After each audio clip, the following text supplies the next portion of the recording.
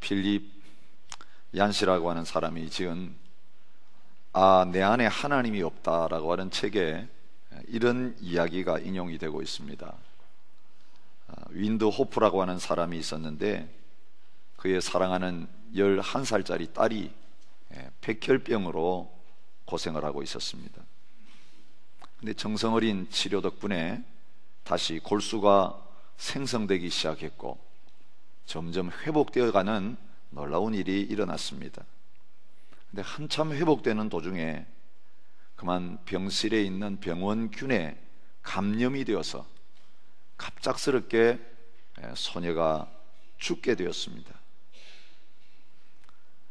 그 소녀가 죽은 것도 모르고 딸의 11번째 생일을 축하하기 위해서 아버지는 딸의 이름을 새긴 케이크를 들고 그 병실을 향해 오고 있었습니다. 병실에 들어와서야 그 딸이 죽었다는 사실을 알았을 때 그는 그 케이크를 들고 조용히 병원을 나왔습니다. 그리고 딸의 병을 고쳐달라고 그렇게 간절하게 기도하던 교회로 발걸음을 옮깁니다. 그리고 교회에 들어와서는 그 교회 앞에 걸려있는 십자가를 향하여서 그가 들고 왔던 케이크를 던졌습니다. 형형색색의 크림이 가시면류관을 쓰고 있는 예수님의 얼굴 위로 흘러내린다라고 하는 이야기입니다. 오늘 우리가 우리에게 다가오는 고난을 바르게 받아들이지 못할 때 이 아버지에게 다가왔던 딸의 죽음과 같은 절망적인 현실 앞에서 저희 모두가 다 실족할 수 있다라고 하는 사실을 보여주는 이야기입니다. 성경에 보면 다른 사람 때문에 실족하지 아니하고 바로 예수님 때문에 실족한 사람들의 모습들이 많이 나오고 있습니다. 그 중에 한 사람이 누구입니까? 세례 요한입니다. 예수님을 증거한 사람이 세례 요한입니다. 자신의 제자들이 다 예수님을 따라갈 때에 기뻐했던 사람이 세례 요한입니다. 근데 그도 감옥 속에 들어가서 죽음을 기다리는 그 순간에 과연 내가 증거한 메시아가 저분이 맞나? 실족하는 일이 있게 되었습니다. 그래서 제자들을 통해서 묻습니다. 우리가 혹시 다른 사람을 기다려야 될까요?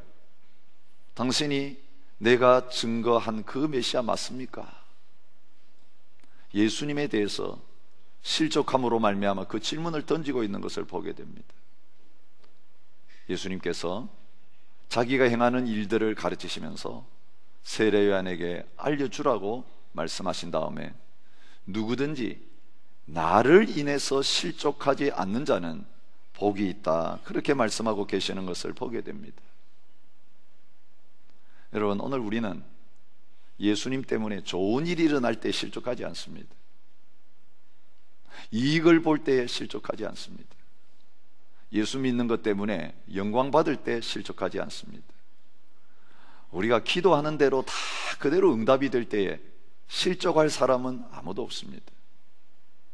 그런데 우리가 주님을 위해서 최선을 다했는데, 정성껏 섬겼는데, 말씀대로 살았는데, 오늘 우리에게 고난이 다가올 때에 우리의 모든 것을 내려놓고 잃어버리는 자리에 서게 될 때에 다 실족할 수 있는 것입니다. 오늘부터 고난주간이 시작이 됩니다. 이 한 주간 동안 저희들이 실족한 제자들의 모습을 말씀을 통해서 묵상하게 될 것입니다. 얼마나 철저하게 실족했는지, 얼마나 철저하게 무너져 내렸는지, 그 제자들의 실족한 모습들을 말씀하시기 전에 오늘 본문 가운데서 예수님께서 그 실족할 제자들을 향하여서 너희들 실족할 거다, 너희들 나 때문에 다 넘어지게 될 것이다, 그렇게 미리 말씀해 주시는 내용을 발견하게 됩니다. 여러분, 오늘 본문에는 실족이라는 단어가 나오지를 않습니다. 그 대신에 버리리라, 버린다라고 하는 단어로 번역이 되어 있는 것을 보게 됩니다. 여러분, 성경을 묵상하실 때에 그 성경 구절 안에 어떤 번호가 붙어 있고 그 번호 제일 밑에 내려가면 항상 그 아래 페이지에 그 번호 붙인 단어에 대한 설명이 나와 있는 것을 보시게 됩니다. 성경 묵상하실 때에 그 뜻을 더 정확하게 설명하기 위해서 그런 표시가 붙어 있습니다. 27절에도 버리리라 라고 하는 말씀이 나오고 29절에도 다 버릴지라도 라고 이렇게 번역을 해놓고는 거기에 숫자가 되어 있는 것을 보게 되죠. 그래서 설명이 나옵니다. 버리리라는 단어는 또는 나로 말미암아 실족하리라, 그런 설명이 나옵니다. 다 버릴지라도 29절에 또한 번호가 붙어 있고 아래 설명이 헬라말로는 실족할지라도 그렇게 설명이 되어 있는 것을 볼 수 있습니다. 원어는 스칸달리조라고 하는 동사에서 파생된 단어입니다. 시험에 든다, 뭔가에 걸려서 넘어진다, 그런 뜻입니다. 발을 헛디디는 것을 실족이라 그러죠. 잘 걸어가다가 뭔가에 부닥쳐 가지고 더 이상 걸어가지 못하고 넘어져 있는 상태를 가르쳐서 시험에 들었다, 실족했다, 그렇게 말하고 있습니다. 영적으로 실족할 수 있습니다. 우리가 걸어가다가 넘어져서 다리를 다칠 수 있지만 그거는 병원에 가서 다시 치료하고 회복하면 또 일어설 수 있습니다. 그런데 우리의 영혼이 실족하고 넘어지고 나면 일어서기가 참 어렵습니다. 목회를 하는 가운데 영적으로 실족해서 오랫동안 일어서지 못하고 그 자리에 그저 주저앉아 계시는 그런 성도님들을 볼 때가 많이 있습니다. 그런데 누가 실족했습니까? 모든 것 다 버리고 따랐던 제자들입니다. 예수님 나를 따르라고 했을 때 가족도 버리고 자기 직업도 버리고 재산도 다 버리고 주님 한 분 바라보고 3년이 넘도록 주님 곁을 떠나지 아니하고 계속 먹고 자고 같이 고생하고 같이 이동하고 동고동락했던 이 제자들이 실족하게 되는 것을 오늘 성경은 말해주고 있는 것입니다. 예루살렘에 입성할 때만 해도 제자들의 마음은 부풀었습니다.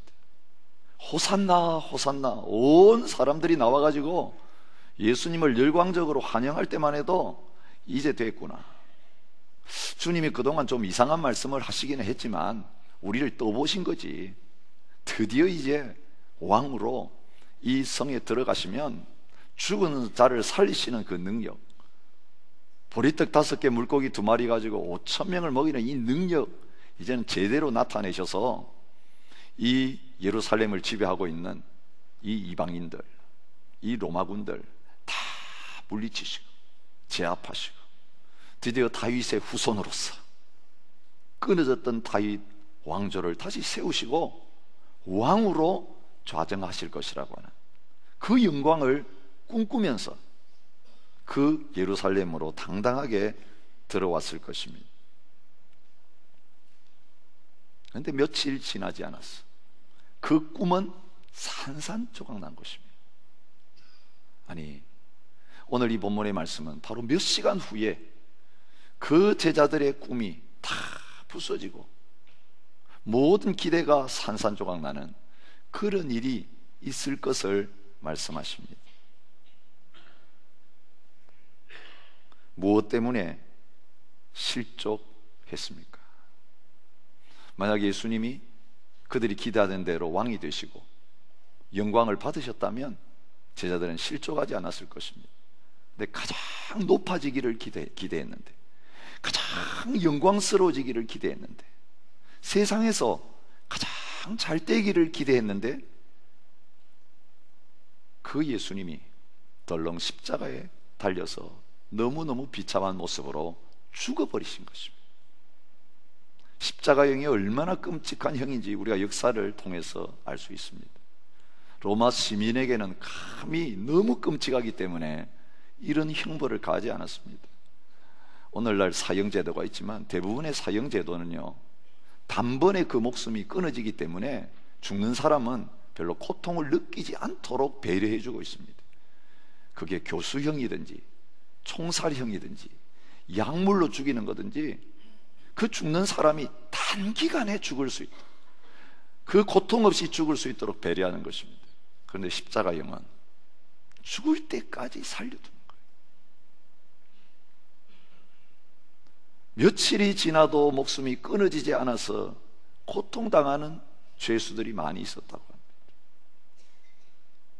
서서히 모든 고통을 다 받고 죽어가는 그런 가장 잔인한 형벌이 십자가 형벌이었는데, 왕이 되셔야 될 예수님이, 보좌에 앉으셔야 될 예수님이, 그 예수님이 절대로 그런 자리에는 계시지 않을 거라고 생각했던 그 자리에서 계실 때에 이 제자들은 실족할 수밖에 없었다라고 말합니다.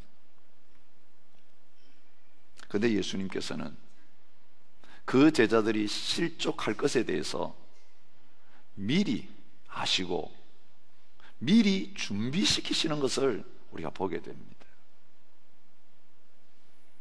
우리가 마가복음 묵상하면서 십자가가 현실이 되기 전에 벌써 3번이나 지금 예루살렘에 올라간다, 지금 예루살렘에 올라간다고 말씀하시면서 예루살렘에 올라가면 내가 고난을 받고 죽게 될 것이다 라고 하는 것을 말씀해 주신 것을 보게 됩니다. 여러분, 예방주사를 벌써 3번이나 놓아주셨습니다. 그런데도 그들은 실족했습니다. 요한복음 15장에 보면 자기를 따르면서 영광을 꿈꾸는 제자들에게 예수님이 이렇게 말씀하십니다. 너희가 세상에 속하였으면 세상이 자기의 것을 사랑할 것이나 너희는 세상에 속한 자가 아니요 도리어 내가 너희를 세상에서 택하였기 때문에 세상이 너희를 미워하느니라. 사람들이 나를 박해하였은즉 너희도 박해할 것이요 내 말을 지켰은즉 너희 말도 지킬 것이라. 내가 이것을 미리 너희에게 이르는 이유는 그때가 되면 왜 이런 일이 갑자기 일어났는가 생각하면서 실족하지 않도록 하기 위해서 이 말을 미리 너희에게 한다. 때가 되면 너희를 출교할 뿐 아니라 너희를 죽이는 자가 생각하기를 이것이 하나님을 섬기는 일이라고 말할 것이다. 여러분, 예수님께서 한 번도 너희들 나 따르면 이 세상 속에서 그런 놀라운 영광을 누리게 될 것이라고 오해할 수 있도록 말씀하지 않으셨습니다. 너무나 분명하게 죽으러 간다고 말씀하시고, 세상에 속하지 않았기 때문에 너희가 나의 제자이기 때문에 세상에서는 미움을 당할 것이고 환난을 당할 것이라고 말씀하시면서 그런 일이 일어날 때에 조금 더 흔들리지 말라고 그렇게 말씀하고 계시는 것을 보게 됩니다. 그들이 실족할 것을 말씀하십니다. 다 나를 인하여 실족할 것이다.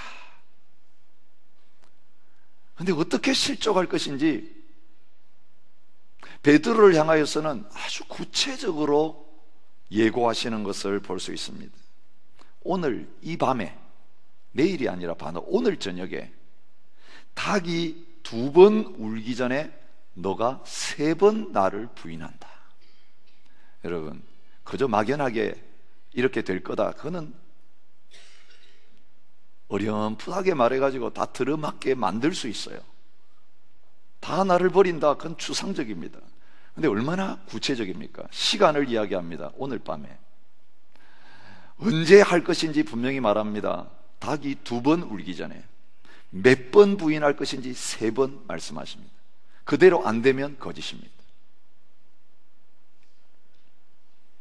실제로 우리는 말씀을 알고 있기 때문에 예수님이 말씀하신 그대로 정확하게 이루어졌다는 것을 잘 알고 있습니다.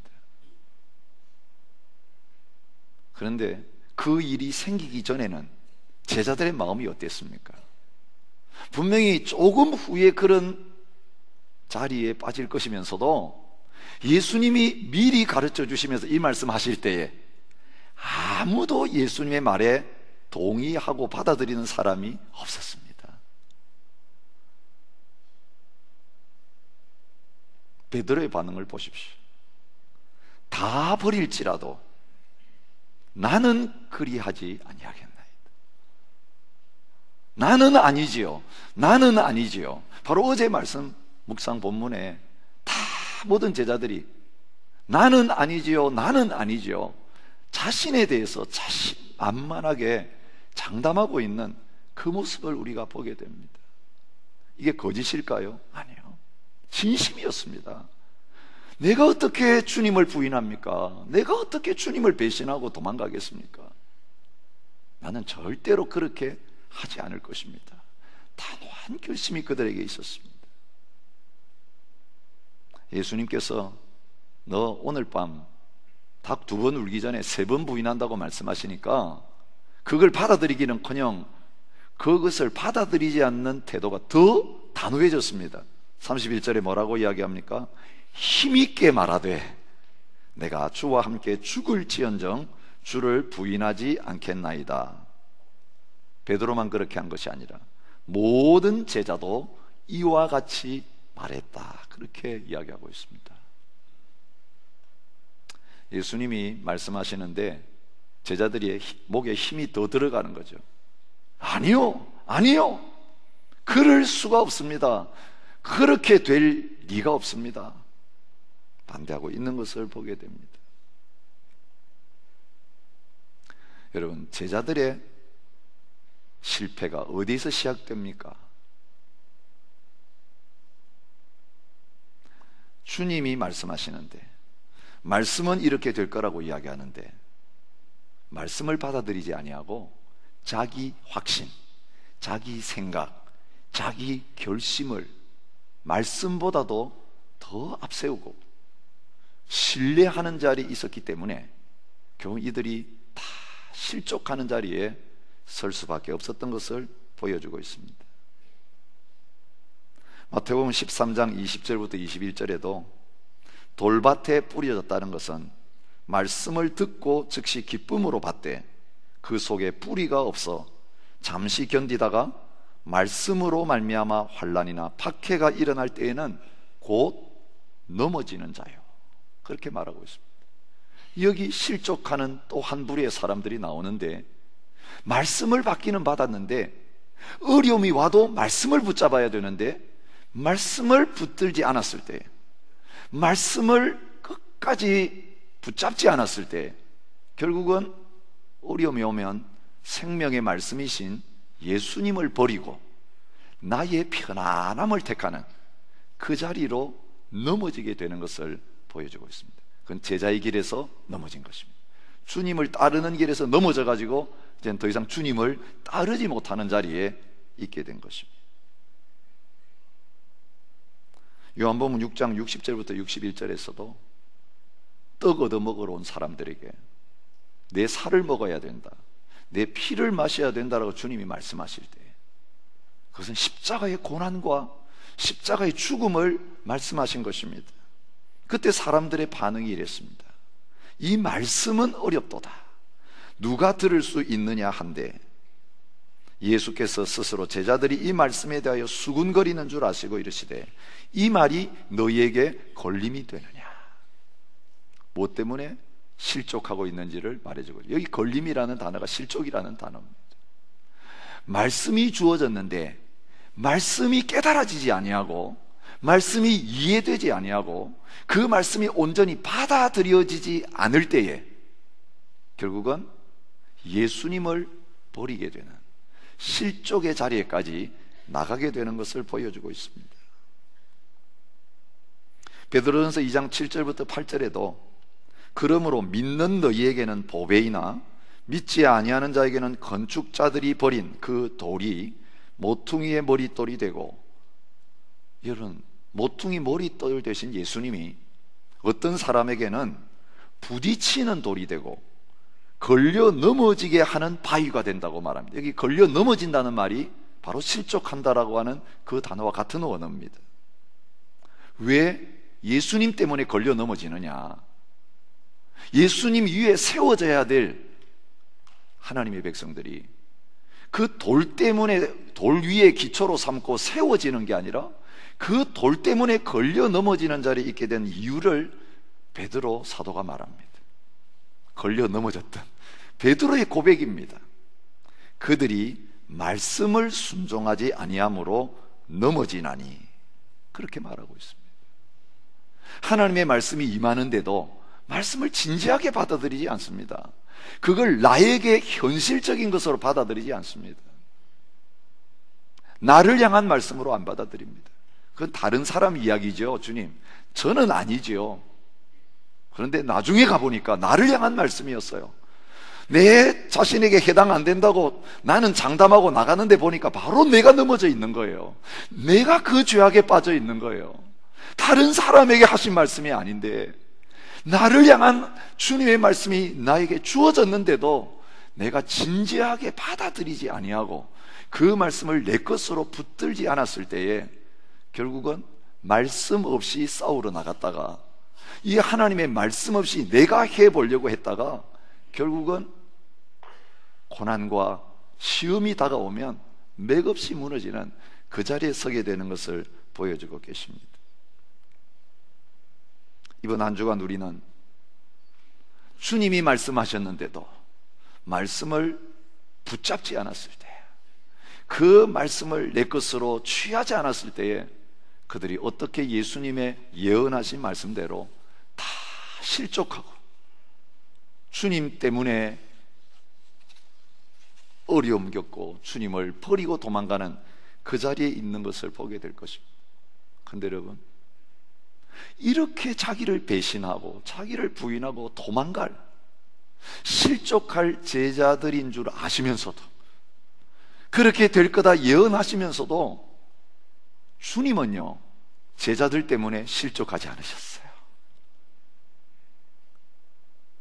우리가 예수님의 자리에 있다고 한번 생각해 보십시오. 우리가 그렇게 3년 동안 정성 들여서 키웠고 모든 것을 다 배려해 주었고, 다른 사람들에게는 가르치는 지지 않는 진리를 그들에게는 다 설명해 주었고, 숨긴 게 하나도 없이 다 알려줘서 내가 그리스도다, 내 예루살렘에 가서 죽는다, 부활한다 다 알려주셨는데도 죽을지언정 부인하지 않겠습니다, 그렇게 고백했던 그 제자들이 예수님 버리고 다 도망갔을 때에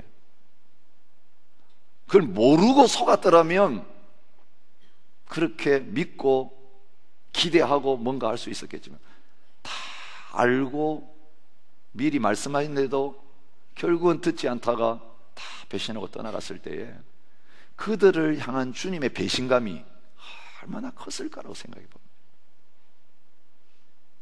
여러분, 오늘 이 고난주간에 우리가 얼마나 비참한 존재인지, 고난 앞에서 얼마나 무기력한 존재인지, 현실 앞에 얼마나 쉽게 걸려 넘어지고 하나님을 향하여 원망하는 그런 연약한 존재인지를 하나님 보여주시면서, 이런 우리들을 향하여서 주님이 어떻게 대하고 계시는가, 제자들을 대하시는 주님의 모습을 통해서 늘 여기에 걸려 넘어지고 저기에 걸려 넘어져서 한 주일 내내 주님 따르려고 하고 주님 앞에 가까이 가려고 발버둥 치는데 일어나 보면 그냥 그 자리에서 계속 허우적거리고 있는 이런 우리들을 향하여서 어떠한 은혜와 사랑으로 주님이 다가오시는지를 오늘 말씀을 통해서 보여주고 계시는 것입니다. 오늘 주님이 본문에 주신 이 말씀은요, 그 말씀을 하실 때는 제자들이 아무도 깨닫지 못했습니다. 이거 깨달았으면 그렇게 고난 앞에 무너지거나 주님 배신하지 않았을 거예요. 다 보여주셨는데도 그들이 깨닫지 못함으로 말미암아 나중에 다 넘어졌잖아요. 근데 왜 이해하지도 못하는 제자들에게 고난을 이야기하고 부활을 이야기하고 죽음을 이야기할까? 그 이유가 있습니다. 요한복음 16장 4절에 보면 오직 너희에게 이 말을 한 것은 너희로 그 때를 당하면 내가 너희에게 말한 이것을 기억나게 하려 하며. 여러분, 말씀을 들었는데도 붙잡지 않았을 때에, 진지하게 생각하지 못했을 때 넘어질 수밖에 없었는데, 그래도 이 말씀을 하신 이유는 넘어진 다음에 일어설 때는 이 말씀 붙들고 일어서라고 주님의 말씀이 미리 주어진 것을 설명하고 있는 것입니다. 보혜사 곧 아버지께서 내 이름으로 보내실 성령, 그가 너희에게 모든 것을 가르치고 내가 너희에게 말한 모든 것을 생각나게 하리라. 그렇습니다, 여러분.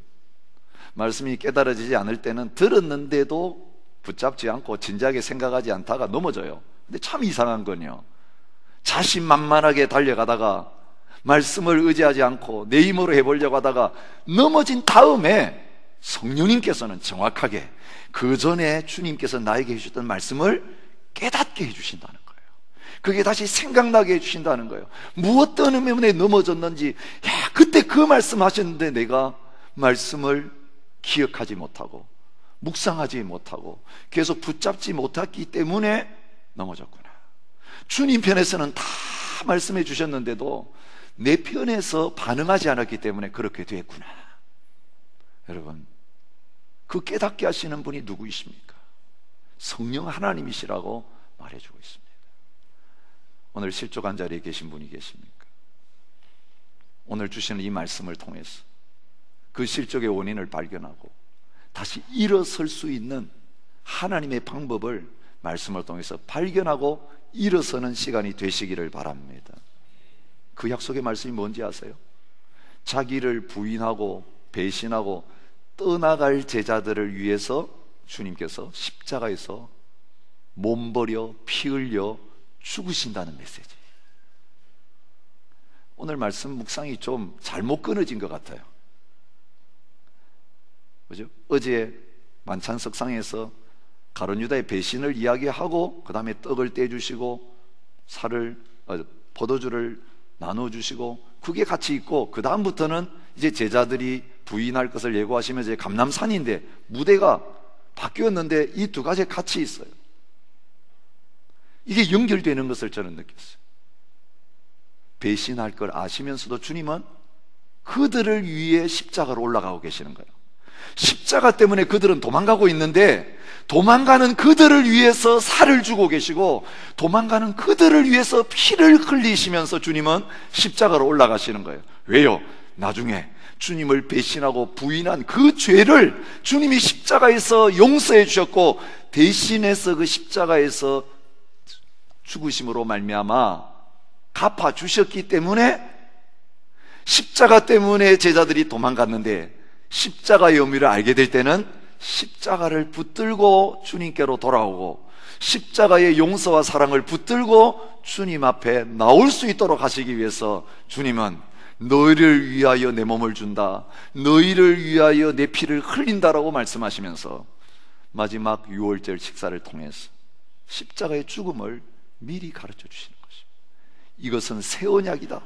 이 약속은 절대로 바뀌지 않는다. 너희들이 어떤 모습으로 있어도, 만신창이가 되어도, 어떤 구렁텅이에 빠져 있어도 내가 너를 사랑하고 내가 너와 함께하는 이 약속은 취소할 수 없다. 십자가의 보혈을 통해서 도장을 찍으시면서 그 놀라운 주님의 사랑을 그들에게 약속해 주고 계시는 것을 보게 됩니다. 이것이 십자가 사랑입니다. 우리가 어떤 형편 가운데서도 다시 십자가 붙들고 나갈 수 있는 것, 부끄러워하면서 나가는 거 아닙니다. 우리가 십자가를 바라보게 되면 절대로 부끄러움을 당하지 않는다고 분명히 약속하십니다. 로마서 5장 5절부터 11절에 보면 소망이 우리를 부끄럽게 하지 아니함은 우리에게 주신 성령으로 말미암아 하나님의 사랑이 우리 마음에 부은 바 되었다라고 말합니다. 여러분, 우리가 사랑을 퍼가지고 우리한테 가져오는 게 아니라 아예 그냥 부어주셔서 그 사랑에 흠뻑 젖도록 그렇게 만들어주시는 것이 십자가 사랑인 것을 말해주고 있습니다. 언제 예수님이 우리를 위해 죽으셨습니까? 우리가 연약할 때에 죽으셨다라고 말하고 있습니다. 우리가 아직 죄인 되었을 때 우리를 위해 죽었다고 말합니다. 우리가 원수 되었을 때에 십자가에서 원수인 우리를 위해 죽어주셨다, 그렇게 말하고 있습니다. 잘할 것이기 때문에 죽어준 게 아니에요. 남들보다 더 충성스럽기 때문에 너를 위해서는 내가 죽어주겠다가 아니라 가장 비참하고 스스로의 힘으로는 절대로 할 수 없는 존재이기 때문에 인간적인 노력으로는 주님을 따를 수도 없고 주님을 배신하고 실족할 수밖에 없는 존재임을 아시기 때문에 너희가 나를 필요로 한다, 그 배신의 죄를 위해서, 그 버리고 도망가는 그 죄를 위해서 내가 너희를 위해서 죽는다. 죄를 범하기도 전에, 죄를 짓고 넘어지기도 전에 주님은 넘어질 그들을 위한 해결책을 십자가에서 준비해 놓고 계신 것을 보여줍니다. 2000년 전에, 저와 여러분들이 이 세상에 오기도 전에 2000년 전에 주님은 우리들의 현실적인 삶 속에서 넘어지고 실패하고 고꾸라질 이 모든 것들을 위한 해결책을 준비해 놓으셨습니다. 그리고 나의 십자가를 바라보라. 십자가의 사랑에서 너와 나 사이를 끊을 수 있는 것은 아무것도 없다라고 말씀하시면서 이 십자가의 무조건적인 사랑을 붙잡고 모든 죄의 문제를 해결하고 일어서라고 말씀하고 계시는 것입니다. 십자가의 죽음에 대한 두려움 때문에 넘어진 제자들 향하여 약속하십니다. 그러나 내가 살아난 후에 너희보다 먼저 갈릴리로 가리라. 십자가 앞에서 배신하고 도망갔다고 낭망하지 마라. 너희들 도망간 그 갈릴리, 다시 옛날로 돌아간 그 갈릴리까지 내가 다시 가서 너희를 만나줄 것이다. 죽음이 끝이 아니다, 부활이 있다 말씀하십니다. 사랑하는 성도 여러분, 우리의 사랑하는 자녀들을 먼저 떠나보낼 수 있습니다. 하나님께서 그렇게 하신 이유가 어디에 있을까요? 우리에게는 이별의 아픔이지만 그들은 더 이상 병이 없는, 고통이 없는, 절망이 없는, 죄악의 유혹이 없는 영원한 하나님 나라에 들어가서 아버지의 품에서 안식을 누릴 수 있기 때문에 하나님 나라에서 영광을 누리는 그 자리에 들어가게 하기 위해서 먼저 들어가게 하신 것입니다. 오늘 우리들도 그렇게 되어지는 것이 우리의 소망이 되어야 합니다. 세상에서는 환난입니다, 고통입니다, 무거운 짐입니다. 그러나 이 짐 벗는 날이 주님 앞에 서는 날이고, 죽음 이후에 주님이 새로운 몸을 우리에게 허락하셔서 영광스러운 주님과 같은 부활의 자리에 서게 하시는 것이 저와 여러분들 향해 주님이 주실 수 있는 가장 큰 영광이고 상급이라고 말씀하고 계시는 것입니다. 죽음 이후에 부활이 있다고 말씀하십니다. 이 부활의 약속을 붙잡을 때 우리는 우리 앞에 있는 죽음과 십자가를 기쁨으로 통과하며 죽음 앞에서도 두려워하지 아니하고 부활의 소망을 붙들고 일어설 수 있는 자가 될 줄 믿습니다. 십자가가 끝이 아니라 부활의 놀라운 약속을 주님은 십자가를 말씀하실 때마다 부활을 같이 말씀하시면서 보여주고 계십니다. 또 한 가지 놀라운 약속을 주님께서 성만찬을 행하면서 주시는 것을 보게 됩니다. 25절 말씀입니다. 진실로 너희에게 이르노니 내가 포도나무에서 난 것을 하나님 나라에서 새 것으로 마시는 날까지 다시 마시지 아니하리라. 뭘 보여주고 계십니까?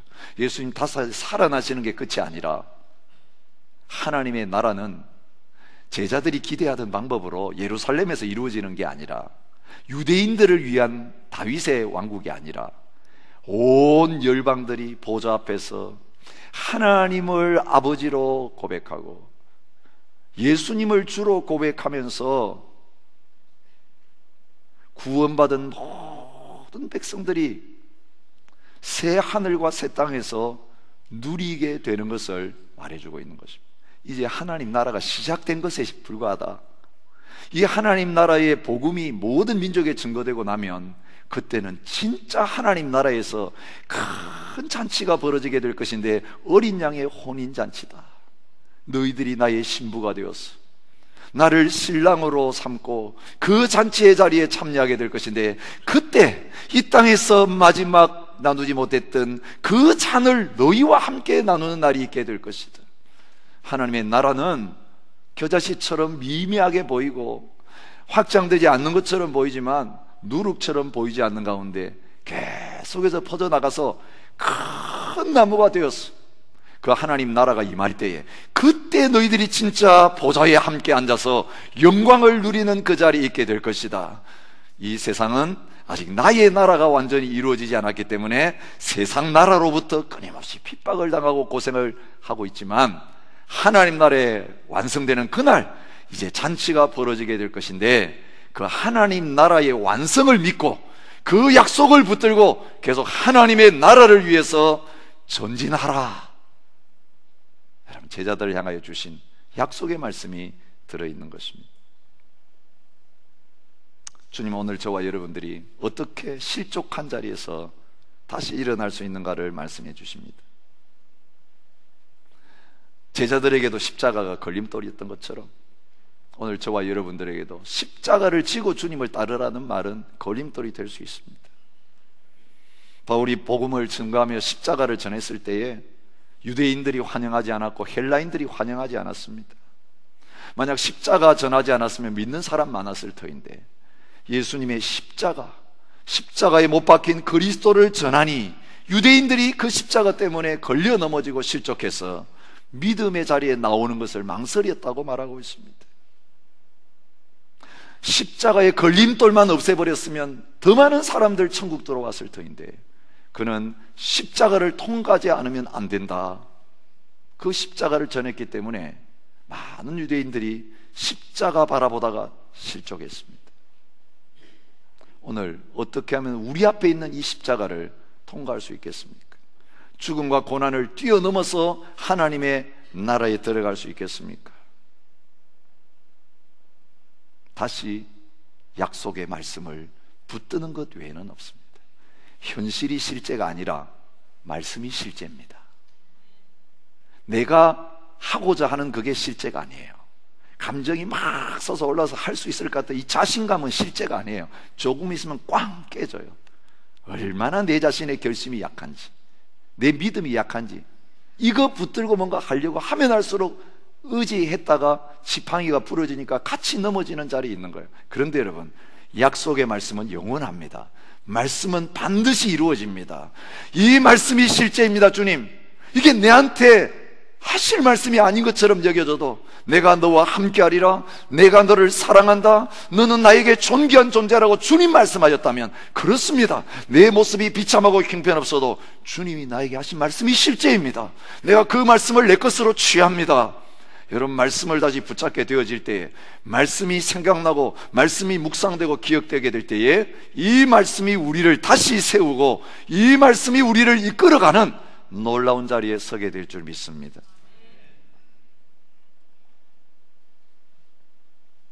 베드로가 회개할 수 있었던 이유가 뭔지 아십니까? 마가복음 14장 72절에 보면 예수께서 자기에게 하신 말씀, 곧 닭이 2번 울기 전에 내가 3번 나를 부인하리라 하심이 기억되어 울었더라. 부인할 거라고 그렇게 말씀하셨는데도 그 말씀이 실제로 안 받아들여졌는데, 부인하고 나니까 주님의 말씀이 실제구나, 말씀이 기억났을 때 그는 통곡하고 말씀이신 주님께로 마음을 향하고 주님께 시선을 맞추고 그 주님의 은혜를 다시 기억함으로 회개하고 돌아올 수 있었다고 말해주고 있습니다. 부활하신 주님이 나타나셨어도 믿지 못했던 제자들인데, 말씀하신 것을 기억하고 성경과 예수께서 하신 말씀을 믿었더라라고 성경은 기록하고 있는 것입니다. 여러분, 이번 한 주간 저는 여러분들을 말씀 앞으로 초대합니다. 주님의 고난을 깊이 묵상하면서 십자가와 부활의 복음이 나에게 무엇인지, 이 십자가 부활의 복음을 통하여 지금 이 어려움을 당하고 있는 나에게 주님은 어떤 약속으로 다가오셔서 우리를 붙잡아 일으키시고 쓰시기를 원하시는지, 우리 교회를 어떻게 쓰시기를 원하시는지, 여러분, 이 교회 머리 되신 주님이, 우리의 주인 되신 그 주님이 아침마다, 낮 시간마다, 저녁 시간마다 찾아오셔서 말씀을 내 것으로 취하기를 원하는 우리들을 향하여서 말씀하시는 그 음성을 듣는 한 주간이 되실 수 있기를 바랍니다. 그럴 때 우리는 다시 일어설 수 있습니다. 미얀마에서 선교사로 일했던 아도니람 저드슨이라는 선교사가 불모지 미얀마에 가기 전에 먼저 인도에서 일하던 위대한 선교사 윌리엄 캐리를 방문했습니다. 캐리가 그 어려움 속에서 인도에서 선교하는 것에 감동을 받았습니다. 캐리 선교사는 3번 살해당할 뻔했습니다. 인도 정부가 선교를 방해했습니다. 수고와 땀으로 이렇게 넣은 원고와 인쇄 도구들이 다 불타서 다시 시작해야 되는 화재를 경험했습니다. 이 어려운 역경을 어떻게 뛰어넘을 수 있었습니까? 그때 선교사님이 저드슨을 안내해서 정원 한편 구석으로 데려갔다고 합니다. 그리고 그 정원에 놓여있는 의자를 가리키며 말했습니다. 여기가 바로 내가 일어선 장소라네. 고난과 어려움이 왔을 때마다 나는 이 장소에 와서 그 의자에 앉아서 기도와 묵상의 시간을 보내었다네. 새벽 5시면 내가 일어나서 이 의자 앞에 와서 주님과 만났어. 그리고 해가 뜨면 주님이 만들어 놓으신 이 꽃들을 바라보면서, 아, 주님이 꽃 한 포기도 주님이 입히시는구나. 하물며 너희일까 보냐. 그 주님의 말씀을 자연을 통해서 묵상하고 주님과 대화를 나누었고, 6시쯤 되면 들어가서 아침을 먹고 하루 일과를 시작하는데, 저녁이 되면 밥 먹고 나서 또 성경을 손에 들고 이 자리에 나와서 또 주님과 깊은 이야기를 나누었다네. 이거 없이는 나는 일어설 수 없었다네.